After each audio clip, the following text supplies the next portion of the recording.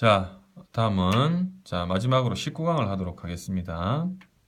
자, 19강은 저번 시간에 선생님이 말씀드렸듯이 3.1 운동이 가져온 여러 가지 독립운동의 어떤 다양성, 그렇죠?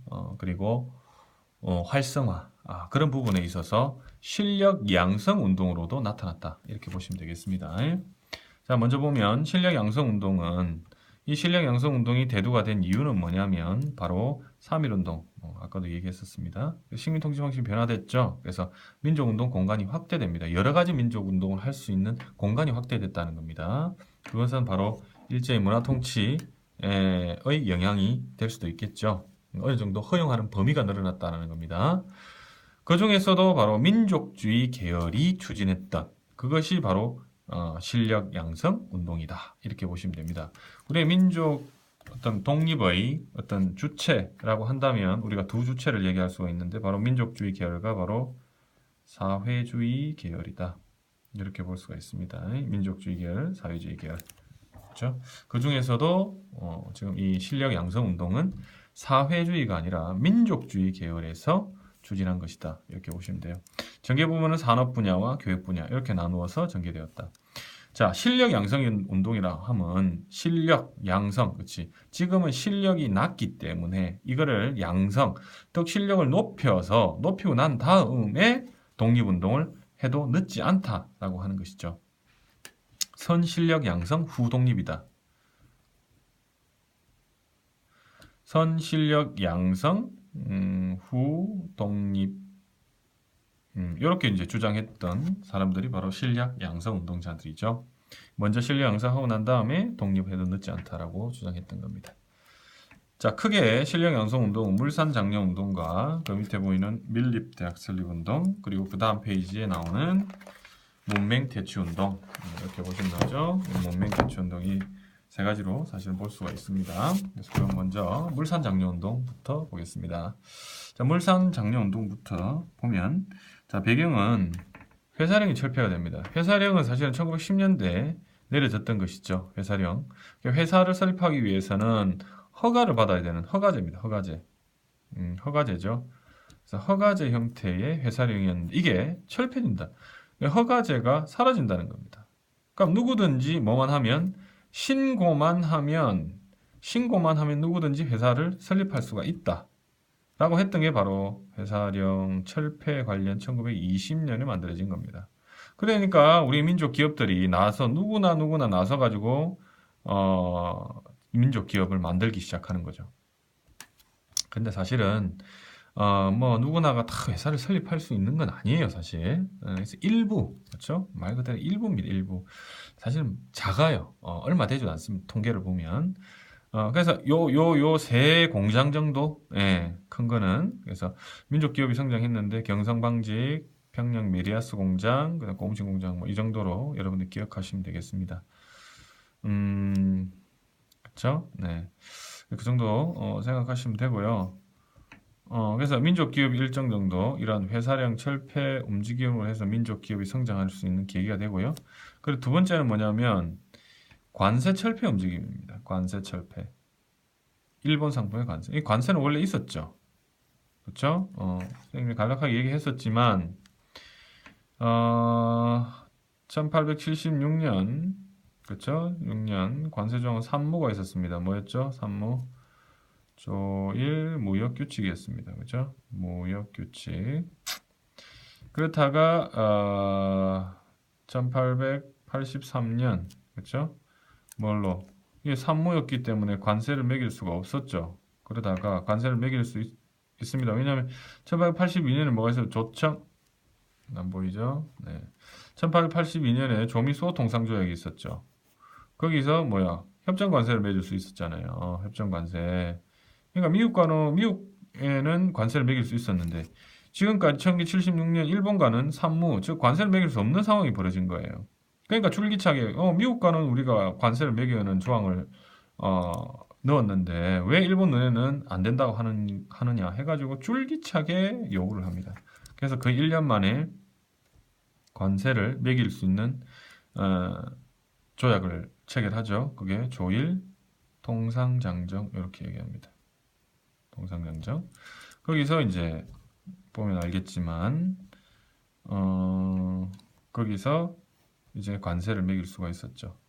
그렇죠? 관세를 매길 수가 있습니다. 이게 관세를 매길 수 있었고 협정 관세를 매길 수 있었고 또 뭐가 있었나요? 조율통상장제 우리 이미 배웠습니다. 그리고 또 방공령을 내릴 수 있는 세부 조항이 만들어졌었고 기브 테이크라 그랬죠. 일본이 가져간 거는 최국되었다 그런 얘기 했습니다. 그죠? 그래서 이러한 관세를 매길 수 있었는데 이 관세가 다시 뭐예요? 철폐되는 그런 움직임이 있었다. 관세가 철폐되면은 정말 우리나라에는 큰 타격입니다. 관세가 있었기 때문에 높은 가격, 그러니까 수입품에 대한 높은 가격이 형성되어서 국내 산업 제품이 어느 정도 그 구매력을 가질 수 있었거든요. 근데 이제 관세가 없어지면 싼 값에 수입 제품이 이제 들어오게 되는 거예요. 그러면 국내 산업은 침체될 수밖에 없는 거죠. 그래서 일본 기업과 상품의 한국 침투가 더욱더 가속화되고요. 그러면서 민족 기업은 위기에 처하는 상황이 되어 오는 겁니다.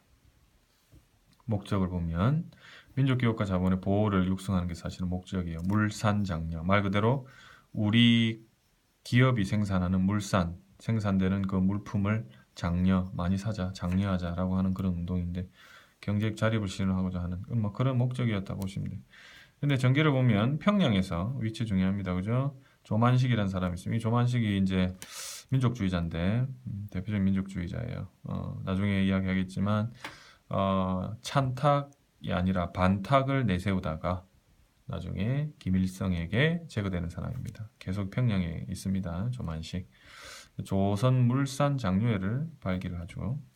확산하면 전국적으로 확산되고요. 학생 부인 중심으로 단체를 조직하기도 하고 활동을 보면 금주금연, 뭐 토산품 애용은 당연히 신토부리입니다. 신토부리. 그렇죠? 우리 것은 우리가 사자라고 하는 거죠. 내 살림 내 것으로 이건 알아야 되겠죠. 내 살림 내 것으로 조선 사람 도전한 것으로 이렇게 구호까지도 만들어내게 됩니다. 결과가 중요합니다. 일제의 단합과 방해로 큰 성과를 거두지를 못해요. 그리고 일부 기업가에 의해서 토산품 가격이 상승합니다. 일부 기업가에 의해서 토산품 가격이 상승한다. 그래서 자본가 일부 상인에게만 이익이 된다며 사회주의 계획을 해서 비판한 이 무슨 말이냐면 자 기본적으로는 성과를 거두지 못합니다. 실패입니다. 실패. 그렇죠? 허탈해하는 민족주의자 중에서는 그럼 허탈해하는 민족주의자가 생기겠다. 그죠? 그래서 일부 기업가가 토산품 가격을 막 올려버리는 거예요. 그래서 이게 이제 부작용이 생기게 되는 거죠. 잘 팔리니까. 그냥 이거 잘 팔리네 하면서 막 우리 국민들이 막 사줄 거 아니에요? 물산 장려 운동 막 이렇게 해가지고 그러니까 너무 잘 팔리니까 이 슬그머니 가격을 올려버리는 거예요. 가격을 올리니까 그래도 사잖아요. 비싸더라도 물산 장려. 또 우리 국민들 참 대단한 게 그렇죠? 이런 뭐 우리나라 어떤 기업을 살린다고 하는 데에서 막 힘을 보태면 그 돈이 뭐가 문제겠습니까? 라고 하면서 이 가격이 오름에도 불구하고 물건을 사는 거예요. 그걸 지켜보고 있던 우리 사회주의 계열 엄청난 비판을 합니다. 누구를 위한 운동이냐는 거죠. 그렇죠? 그리고 모든 이유는 누구한테 가느냐에 집중될 수밖에 없는 겁니다. 노동자 농민한테 가느냐? 전혀 아니다라는 거죠. 자본가와 일부 상인들에게만 이익이 되는 게 아니냐라고 하면서 적극적으로 비판을 가하게 됩니다. 그 이유는 바로 일부 기업가가 토산 가격을 상승시킨 것이고 그게 이제 자본가 일부 상인에게만 이익이 된다고 생각했기 때문이죠. 자, 밀립대학 설립 운동입니다. 세 번째는 밀립, 그렇죠? 민간에서 대학 설립 운동을 했다. 대학을 설립하려고 했다라고 하자라고 하는 그런 움직임입니다. 배경 보면 일제 한국인의 보통교육 실시했어. 보통교육은 1910년대죠. 10년대 보통교육을 실시했어요. 그러니까 실업교육, 보통교육 이것만 시키는 거죠. 고등교육을 실시하지 않습니다. 그래서 보통교육, 실업교육만을 강조하고요. 목적은 대학의 설립을 통해서 고등교육을 실현하기 위해서 그렇죠 하는 거죠. 사실은 법상으로 보면 1920년대니까 법상으로는 대학을 설립할 수가 있었습니다. 그런데 이제 설마 조선인들이 대학을 설립하겠냐라고 하는 그런 어떤 일본인들의 생각이 있었겠죠. 전개를 보면 이상재 선생이 조선밀립대학 기성회를 조직합니다. 오케이? 23년에 모금운동을 하게 되는데 국내외에서 다 실시가 돼요. 한민족 1천만이 한 사람이 1원씩 이렇게 구호 이런 거는 여러분 구분할 수 있어야 됩니다. 구호를 제시하고요. 결과는 뭐 자연재해로 성과를 저주했어요. 그리고 무엇보다 중요한 게 일제히 방해입니다. 한국인들 불만을 뭐뭐 하려고 경성제국대학을 설립하게 된다. 그죠? 이게 서울대학 전신이라고 했습니다. 그래서 경성제국대학이 설립이 되면서 이제 이제 그 우리가 대신 대학을 세워줬으니까 그냥 불만 그만 가지고 밀립대학 설립운동 그거는 물리도록 하지 마라고 하면서 이제 무마를 시키는 의미에서 경성제국대학을 만드는 거죠. 경성제국대학은 뭐 아무나 들어갔겠습니까? 그렇죠? 독립운동 하려고 했던 사람들은 절대 이렇게 들어가지 않았을 겁니다. 일부 진일파의 자손, 그렇죠? 진일파의 자식들 이런 사람들만 경성제국대학에 입학을 했던 것이죠. 그리고 마지막으로 남은 한 형태인 문맹 퇴치 운동을 보도록 하겠습니다. 문맹 퇴치 운동은 그 배경을 보면 일제히 한국인에 대한 차별 교육이 있었죠. 그러니까 우리 거의 이제 보통 교육이나 시력 교육밖에 안 시켰으니까 문맹자가 사실은 또 많아요. 그럼 농민들이 무슨 학교를 갑니까, 그렇죠? 학교도 많이 안 가거든요. 그리고 학교에 가지도록 시키지도 않아요. 특히나 어떤 사립학교, 그러니까 농민들 같은 경우는 한국인들은 뭐 농민들 중심이겠죠. 사립학교라든지 서당 이런 데 가면은 글을 배울 수 있지 않습니까? 이제는 뭐 신분제도 철폐됐으니까. 그럼 누구나가 서당에 갈 수 있고 누구나가 사립학교를 갈 수가 있어요. 그런데 그것마저 폐지시키고 철폐시켰거든요. 그러니까 배울 길이 없는 거예요, 한국인들이. 그렇죠?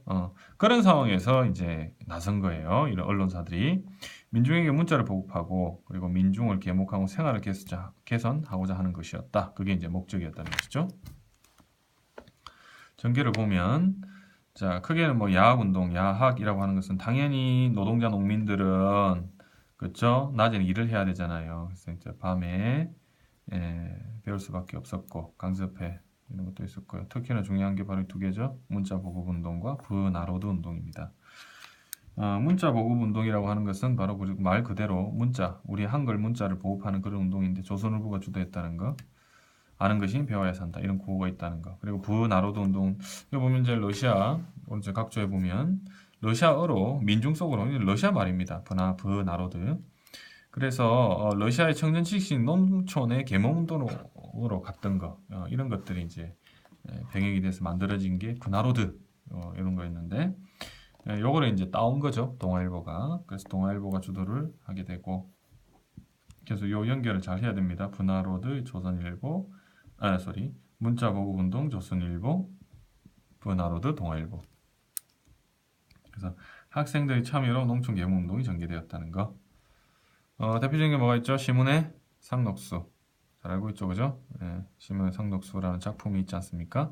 그에 보면 최영신, 박동혁 이런 사람들 있죠? 이런 사람들이 농촌으로 들어가서 농민들이나 그 아이들을 교육하는 그런 장면들이 소설로 그려지기도 합니다. 그게 이제 사실은 동아일보에서 연재를 많이 했었죠. 그래서 그 인기가 끌어가지고 동아일보 부스가 많이 또 팔리게 됩니다. 이때 구호는 바로 배우자, 가르치자, 다 함께 부나로드 이런 구호까지도 만들어졌다. 이렇게 보시면 됩니다. 자, 여기까지 물산장려운동 내용이었습니다. 여기까지 마치겠습니다.